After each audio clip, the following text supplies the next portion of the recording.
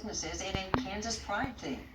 We want the state fair to be successful, and we want it to be successful for the whole state of Kansas. And that just represents a lot of different components, not any single component.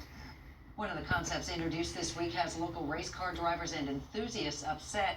J.D. Good has the story from Hudson.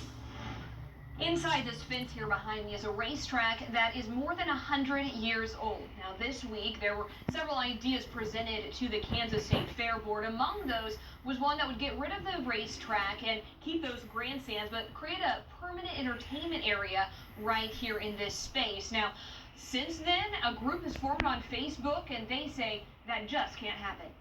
I started racing in 1956. There's a lot of history to this racetrack. Charles Pitt knows this dirt track well, and he has the picture to prove it. I started racing out here when Jack Merrick started having the first national out here. A lot of history here. Used to be one of the biggest races there was. People come from all over the country to come race here. If any race I want to make during the season is this race. These are just a few of the faces that have joined a group in person and Facebook to make sure the track is still here in the future. It's an important history to the fair.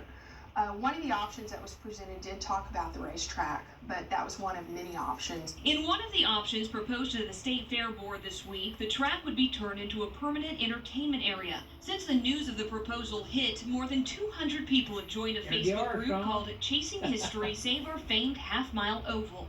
They say even if getting rid of the track is just a proposal, they want to make sure their voice is heard every step of the way. It goes to show the strong, commitment to racing that the people in Hutch had. In Hutchinson, J.T. Good, Eyewitness News. All right. The State Fair Board is hoping to have a master plan in place by May of this year. The general manager says there will be a lot of discussions on the many different proposals in the coming months. Well, many of you have